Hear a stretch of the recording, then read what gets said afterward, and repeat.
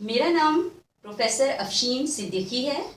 मैं government premiere girls college में commerce teacher के तौर पर वर्क कर रही हूँ, एजुकेशन एंड लिटरेसी डिपार्टमेंट के तहत। और मैं आज जो लेक्चर आपसे शेयर करने जा रही हूँ अपने स्टूडेंट्स के साथ, वो है सेकंड ईयर की बैंकिंग का एक टॉपिक, और उसका नाम है डिसऑनर ऑफ चेक। एक चेक को उस वक्त कहा जाता है कि बैंक ने उसे ऑनर कर दिया अगर आप चेक बैंक के काउंटर पर लेकर जाएं और बैंक उसे एक्सेप्ट करे और उसके बिहाफ पेमेंट रिलीज कर दे, तो वो चेक कहलाता है कि बैंक ने उसे ऑनर किया। लेकिन ऐसी बहुत सी कंडीशंस होती हैं, ऐसे बहुत से रीजंस होते हैं जिनकी बुनियाद पर बैंक बाज औकात कस्टमर के चेक को रिफ्यूज कर देता है। इसका मतलब है कि बैंक ने कस्टमर के चेक को डिसओन कर दिया।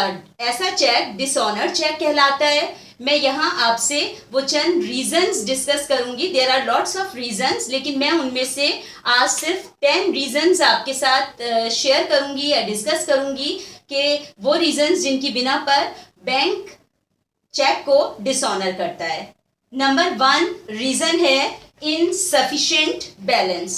इनसफिशिएंट बैलेंस का क्या मतलब है कि आपने चेक पर जो अमाउंट लिखी है उतनी अमाउंट आपके बैंक अकाउंट में मौजूद नहीं है। सपोज आपने चेक पर लिखे 50,000 रुपीज, और जब वो चेक बैंक के काउंटर तक पहुंचा और वहां चेक किया गया तो पता चला कि आपके अकाउंट में सिर्फ 45,000 रुपीज पड़े हुए हैं। तो बैंक आपके चेक को रिजेक्ट कर देगा, डिसओनर कर देगा, और उसका रीजन क्या होगा कि आपके बैंक अकाउंट में सफिशिएंट बैलेंस मौजूद नहीं था। दूसरा रीजन चेक के डिसऑनर हो जाने का क्या है? सिग्नेचर। सिग्नेचर की चेक पर मौजूदगी बेहद जरूरी है। विदाउट सिग्नेचर कोई भी बैंक आपके चेक को एक्सेप्ट नहीं करता पेमेंट के लिए। एक तो सिग्नेचर होना जरूरी है और दूसरा सिग्नेचर करेक्ट होना जरूरी है। जब आप बैंक में अपना अकाउंट ओपन करवाते हैं तो उस वक्त बैंक एक स्पेसिमेन पर आपके सिग्नेचर लेता है और वही सिग्नेचर आपको हर बार अपने चेक पर करने होते हैं। अगर आपने वो सिग्नेचर या वो साइन नहीं किया तो बैंक आपके चेक के बिहाफ पेमेंट नहीं देगा, रिफ्यूज कर देगा। तीसरा रीजन है अकाउंट नंबर। जब आप बैंक में अपना अकाउंट खोलते हैं तो हमेशा बैंक आपको एक अकाउंट नंबर अलॉट करता है, और जितनी बार भी आप अपना चेक बैंक के काउंटर पर पेमेंट के लिए भेजेंगे आपको वो अकाउंट नंबर करेक्ट लिखना जरूरी है। अगर आपने वो अकाउंट नंबर रॉन्ग लिखा या लिखना भूल गए तो बैंक आपके चेक के बिहाफ पेमेंट नहीं करेगा। चौथा जो रीजन है किसी भी चेक के डिसऑनर हो जाने का, वो है अमाउंट। अब अमाउंट के लिए अगर आप देखें अपनी चेक बुक पर तो 2 कॉलम्स होते हैं। एक जगह आपको अमाउंट इन फिगर्स लिखनी होती है और एक जगह इन वर्ड्स लिखनी होती है।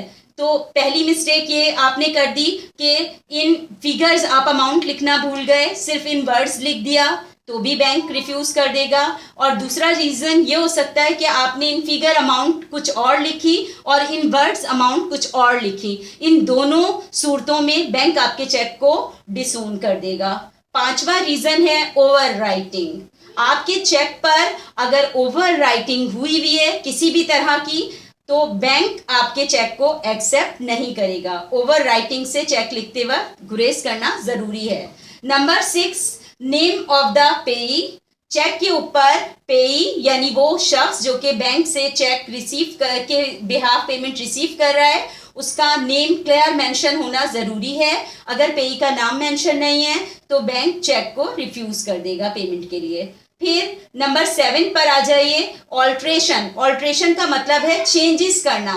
अगर आपने चेक लिखते हुए चेक के ऊपर किसी किस्म की चेंजेस की हैं तो आपके लिए लाजमी है कि आप जहां जहां आपने चेंजेस की हैं उसके ऊपर अपने इनिशियल कीजिए, अपने सिग्नेचर कीजिए। अगर आप विदाउट इनिशियल या विदाउट सिग्नेचर अपना चेक बैंक के काउंटर पर पेमेंट के लिए भेजेंगे तो बैंक उसे किसी भी सूरत में एक्सेप्ट नहीं करेगा और आपके चेक को डिसओन कर देगा। Number 8 account close. अब ये क्या कंडीशन है कि आपका अकाउंट क्लोज हो चुका जबकि आपने चेक भेजा बैंक के काउंटर पर, यानी आपका चेक बाद में पहुंचा बैंक के काउंटर पर और आपका अकाउंट उस चेक के बैंक के काउंटर पर पहुंचने से पहले ही क्लोज हो चुका था, तो भी बैंक आपके चेक को क्या कर देगा, डिसोन कर देगा। नंबर 9, ये भी मोस्ट इंपॉर्टेंट पॉइंट है, डेट का रॉन्ग लिखा जाना या डेट लिखना भूल जाना, दोनों ही सूरतों में चेक बैंक की तरफ से रिफ्यूज हो जाएगा।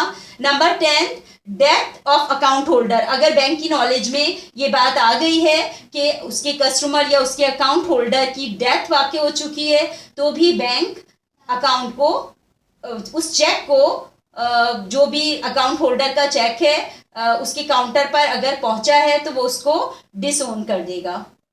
That's it. इंशाल्लाह ताला नेक्स्ट लेक्चर में आपसे फिर मुलाकात होगी।